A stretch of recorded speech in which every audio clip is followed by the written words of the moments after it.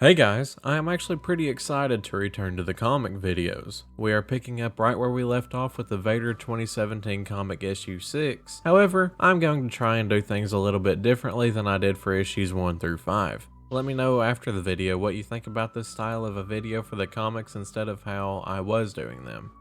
So, we start this issue off with Darth Sidious looking over all the damage his apprentice Darth Vader has done to his armor. Now keep in mind, Vader's suit is like this because this is after he finds Crack Infla to kill him for his lightsaber, which he eventually bleeds to make it his own first Sith lightsaber as a Sith Lord. So Palpatine goes over to Vader and basically congratulates him on completing his mission and finally possessing his first Sith lightsaber. He picks up Vader's saber and ignites it in a very maniacal kind of way, before sensing why Vader is so pissed off right now. Vader is just staring at him with all of his hatred, which I assume is from everything that has led up to this point of Vader knowing he was tricked into the dark side, and since his loss to Obi-Wan, he is now forever bound in this awful suit of armor Palpatine gave him because of his fear that Vader can overthrow him, and Vader hates this suit with everything in him because he knows how powerless and flimsy it is. If you remember back to the first issue of this series, Palpatine showed Vader that he can never overthrow him like he wants to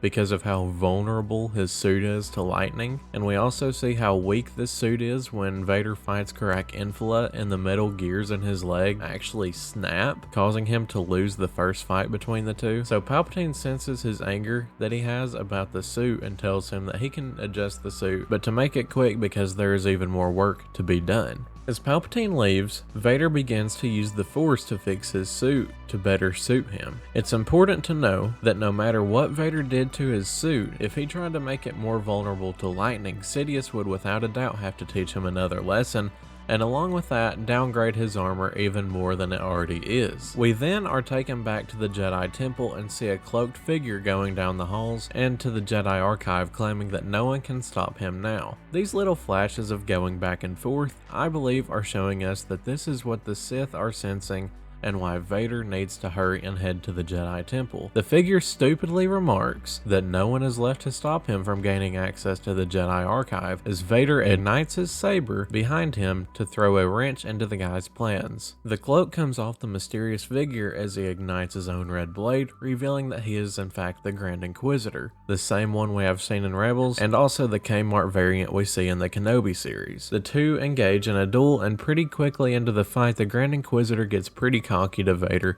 as most dark side users do, and without much effort Vader slams the Inquisitor into the Jedi Archives with a force push. And for whatever reason, the guy still gets cocky with Vader and starts doing the saber spin that the Inquisitors are pretty well known for. And without much thought to it, Vader embarrasses the Inquisitor by sticking his red blade in the open space of the saber spin, similar to how Canon does to the Grand Inquisitor later on in the show Rebels to bring him to his demise. Now this slings the Inquisitor back again once more, and just as Vader steps in to kill the Inquisitor, Palpatine steps into the scene and stops him, and makes the two meet each other. I like this little bit when Palpatine says, "Oh, this is the Grand Inquisitor," and Vader replies with "Grand," mocking the Inquisitor of how easy he was to defeat. The Grand Inquisitor explains why he is now puzzled because Palpatine told him that he could roam the Jedi Archives, and now this beast is told to come and fight him. And Palpatine responds with, "Yeah, I thought it would be good that you two meet." The Grand Inquisitor questions why again, since Vader nearly killed him, to which Palpatine responds with approval of how easy it was for Vader to defeat him,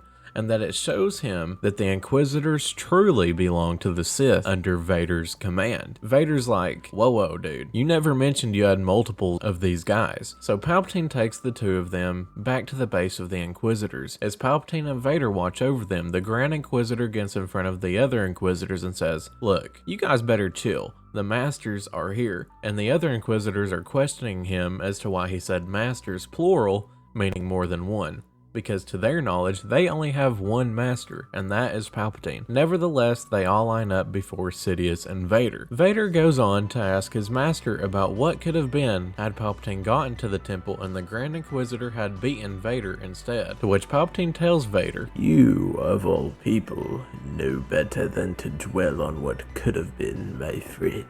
and goes on to inform his young apprentice that there was no chance of the Grand Inquisitor beating him in a fight. He strings along this part of the conversation to eventually explain how all of the Inquisitors need lots of training to become what they need to be, which is the blade that wipes off the Jedi scum from existence. And shortly after Palpatine says this, we see a mean old lady that once backtalked Obi-Wan about the planet Kamino and Attack of the Clones. Yes, Jocasta knew, hiding in preparation to potentially change the fate of the galaxy, because she was the librarian of the Jedi Temple, and she knows all about the holocrons the Jedi had, about where highly force-sensitive children are all throughout the galaxy. And Palpatine senses her as a threat, and states that there is no greater threat to their empire at this moment than her. End of issue.